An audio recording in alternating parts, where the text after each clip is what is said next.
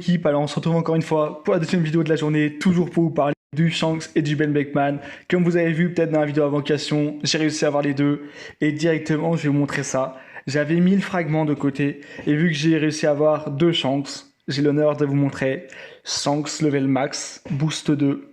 Je l'ai boost au complet, j'ai mis ses compétences à fond. Je lui ai mis un set de pièces agressif avec des bonnes stats. Là, c'est full PV, 24% PV, 18%, 18%. Là, c'est un petit mélange. 18% PV, 18% def, 18% def. Et là, c'est full attaque. 18% attaque, 18% attaque, 18% attaque. Là, c'est clairement un de mes plus beaux sets, je pense. En plus, avec un petit 24%, ça fait super plaisir. Du coup, je l'ai directement monté à fond et j'ai fait pareil un petit peu pour le Ben Beckman, mais malheureusement, j'avais plus les fragments. Donc voilà, Ben Beckman, level 85, compétences à fond, etc. Et j'ai mis aussi un petit set défenseur que j'ai optimisé, mais qu'avec des pourcents, du moins qu'avec des 14% limite. J'ai augmenté un peu l'attaque parce que je trouvais que ça allait être un peu faible. 160 d'attaque, 14% d'attaque, 14% de def, et 14% PV, 14% PV, 14% def. Et pour vous proposer un beau gameplay là-dessus, j'ai fait directement une petite équipe sur un duo sur les deux. Après, je vous dis clairement, globalement, ça va être du Shanks qu'on va voir là maintenant. Comme vous pouvez le voir, j'ai principalement mis ça pour le Shanks, 154% vert pour le Shanks contre 130 pour le Ben Beckman. Pour ce qui est des tags, clairement pas opti. Hein, là, j'optimise pas tout de suite parce que les gameplays que vous allez voir, bah, du coup, c'est avec ces tags. Mais vous allez voir, c'est monstrueux. Les gameplays que j'ai tournés, c'est les 3 premiers gameplays que j'ai fait. Comme vous pouvez le voir, là, actuellement, il me reste plus qu'un coffre de combat. Bah, j'ai fait 3 games, je vais vous montrer les 3, c'est des dingueries. Aussi, petit aparté, j'ai fait une petite DM, là, justement, pour jouer un peu plus Ben Beckman. Le challenge est pas comme les autres, ce combat de challenge. Il faut le faire à tout prix. 10 diamants ici. Là, il y a 20 fragments. 10 diamants ici, et à la fin, il y a 50 diamants. Clairement, tout a été boosté dans ce combat de challenge. Donc, pensez bien à le farm, c'est ultra important. Directement, je vous laisse profiter des gameplays et je vous dis tout de suite, Shanks, ce nouvel SBF Shanks va retourner tout le jeu. Clairement, il est incroyable, alors que je savais pas le jouer, j'ai fait une boucherie. Je vous laisse profiter de ça. Allez, on se dit à tout de suite pour les gameplays. Alors c'est parti pour la première game. Dans mon équipe, un autre Shanks qui est pas level 100, et un Riley et un Barbe Blanche. Et face à moi, du Vista, du Barbe Blanche, Boa Hancock et Sabo Stampede.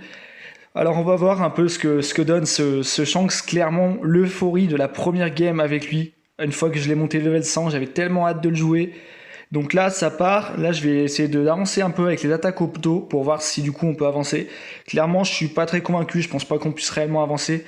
Mais il reste avec une mobilité incroyable globalement. Donc là, j'hésite à les attaquer un peu par derrière, mais là, je me dis que du coup, je vais y aller en frontal. J'envoie masse P2, et là, directement, boum, on met des gros dégâts à la Boa Hancock.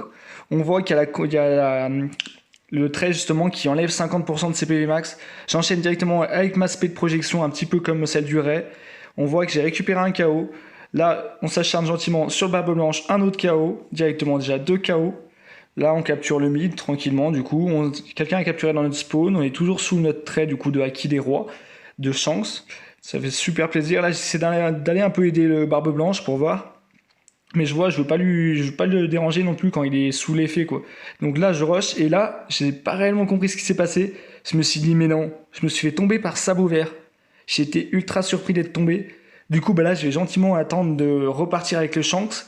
Mais ça m'a jeté un petit froid, je vous avouerai. Je me suis dit, oula, Shanks, il se fait tomber par Sabot Vert.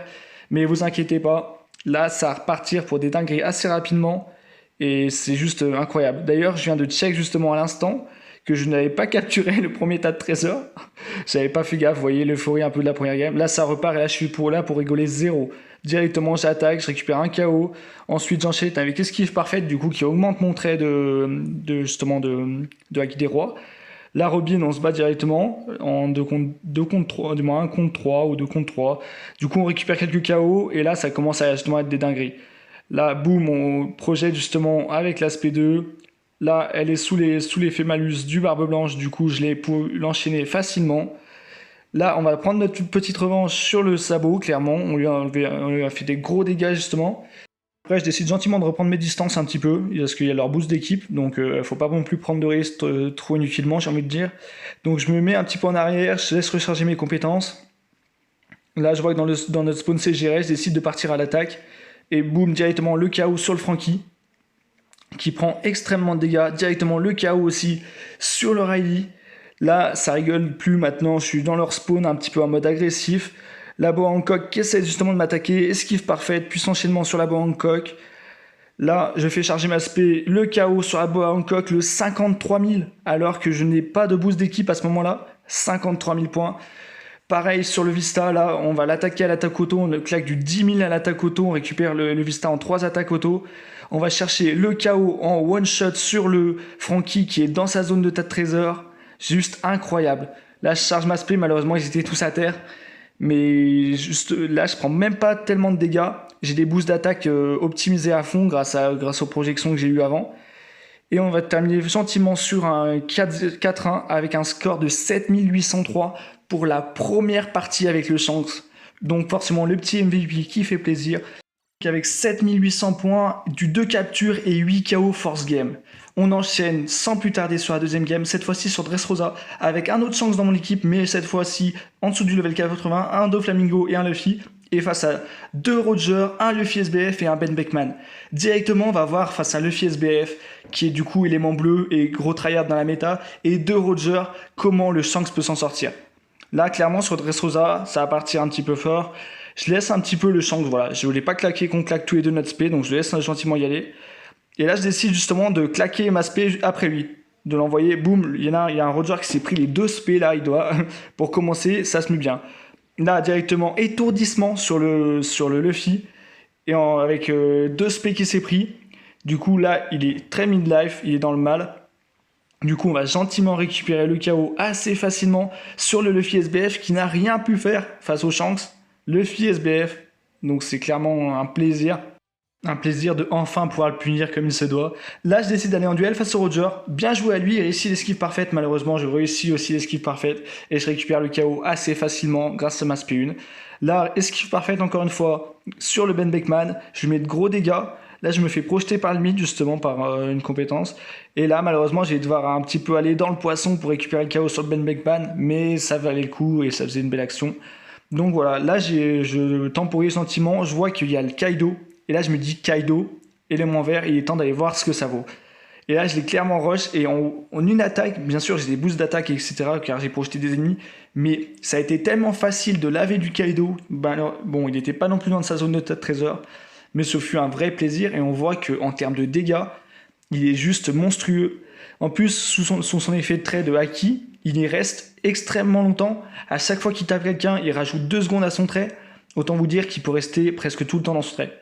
Pile au moment où je dis ça, justement, j'ai plus de trait. Mais vous voyez que ma spé était déjà revenue. Du coup, j'ai relâché rapidement ma spé. Et ça a fait. Là, je me suis fait counter ma spé par le Roger. Bien joué à lui. Récupère le KO assez facilement sur le Luffy en lâchant du 6K à l'attaque auto.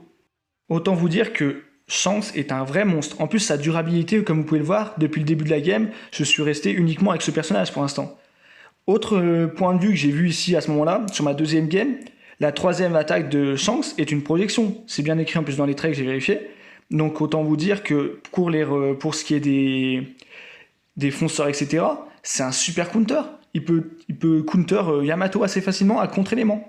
Là, je finis par tomber. Voilà, boost d'équipe ennemie, Roger, boost 3, il finit par me faire tomber. Donc j'attends un petit peu gentiment le Shanks. J'attends tranquillement et pour essayer de repartir. Shanks qui aussi peut revenir assez facilement dans la game. Justement avec sa compétence, je vais vous montrer ça tout de suite. Là, je me méfie un peu du Roger et directement, boum, on récupère le KO. Là, voilà, j'ai pas réussi à faire ma spé comme je voulais. J'aurais dû cibler avant. Je pense que ça serait passé plus facilement. Donc là, je repars et là, je sais pas réellement ce qui s'est passé, mais je me suis pris un gros KO one shot. J'étais aussi assez surpris un peu, je vous avouerai. Mais voilà, donc là, je voulais repartir un peu avec le Ben Beckman. J'ai inversé ces 2 compétences. Et finalement, voilà, j'ai touché personne. Mais on finit par une victoire. 1-3-2, un score de 7748.